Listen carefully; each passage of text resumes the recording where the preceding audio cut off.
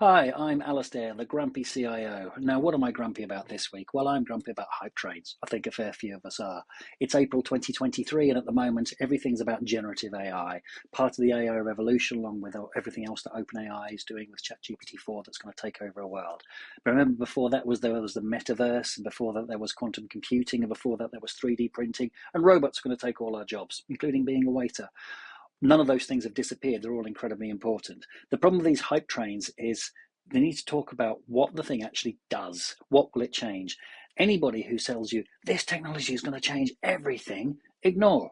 Nothing changes everything. Something is the thing that gets changed.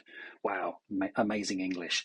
What we're talking about is you need to have specific use cases that get solved. And the specific use cases may not look that exciting to start with. From some of these amazing technologies, I think, is that all we get? But the all that we get can be incredibly profound. Start thinking about this. This is a thing in MBA textbooks. If you don't know it, look up the story. It's brilliant. So Clarence Saunders in 1916 invents the supermarket called a Piggly Wiggly. And the idea you can see on the photo here is that people come in, they walk around and they pick their goods up and they take them to the clerk who rings up the bill for them, rather than the clerk having to go and get the stuff in the shop. Absolutely phenomenal. In the 1930s, Sylvan Goldman invents the shopping trolley. So you could actually go around and actually just get your things and easily carry them around their shop. The shopping trolley was actually really unpopular when it came out. People didn't want to use them. But they had to actually pay actors to actually go around the shop and using it to bring it up. But it made an incredible difference to what people could do and what people could shop. And it enabled the things like a supermarket to exist because you're actually carrying your weight in a basket, whereas you're just pushing the shopping trolley around. So all shops above your corner shop got created out of this. The entirety of consumer spending that drove all of our 20th century economic development got driven, you could say, out of this one simple invention. Doesn't look like very much, but it's phenomenal. Yes, in the 1990s, there were banks, there were oil companies that dominated our market caps, and now it's all about tech companies. But underneath that is still consumer spending that drives businesses. And until the invention of Amazon and stuff, for a very long run, like 100-year run, that was driven out of Clarence Saunders and his Piggly Wiggly invention of having customers come to a shop. There's ripple effects of this stuff as well.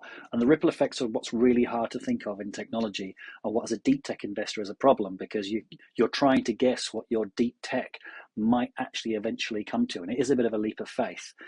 But because there was customers walking around the shop, and particularly with the shopping trolley as well, where there's a much lower impact to actually choosing something.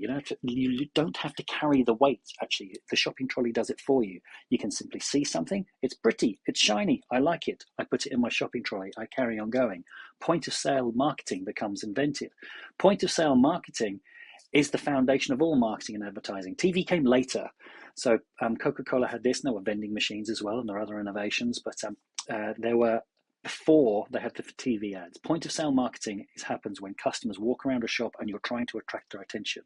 From point of sale marketing came the massive FMCG companies. So Procter & Gamble, Unilever, Johnson & Johnson, all of these companies come about because somebody had the idea that consumers will walk around a shop and they will choose things. It's absolutely phenomenal. More ripple effects. And this one, when you think about it, we take for granted, but it's so mind-blowing. We in the UK have, and if you're watching this from overseas, hi, have a thing called the Office for National Statistics, and it measures inflation. Inflation is used to then measures to drive economic policy and monetary policy. So our interest rates, which cause so much pleasure and pain, mostly pain, for people, are driven off a thing called the basket of goods. The basket of goods is how the ONS calculates inflation. So just think about that. Somebody 100 years ago invents the idea to have people just walk around a shop. Now, our entire monetary policy is based on that concept, so deep built into ourselves that we base it off the basket of goods. So that is amazing. So hype trains, jump on them. Definitely jump on them. These things are going to be amazing, but they're not going to change everything. So before you get excited about them, start thinking, what are they going to change? What's the first thing they're going to change? And even if the first thing you go, for all that technology, this quantum computing, can it only solve this one problem here? Think about the implications of solving that one problem. It can be absolutely phenomenal. By the same token, if you've got an amazing piece of technology that you go, but I can't actually quite see what problem that's solving, it's not going to go anywhere. That doesn't apply to any of the technologies you can see here on the screen at the moment. They're all going to be incredible. But it's not just a hype train of it's going to change everything. Think, what is it going to change? Thanks for watching. I'm Alistair. I am the Grumpy CIO for www.shipshape.vc. We are the venture capital search engine, so come to us for free to optimize your investor outreach. Thanks very much.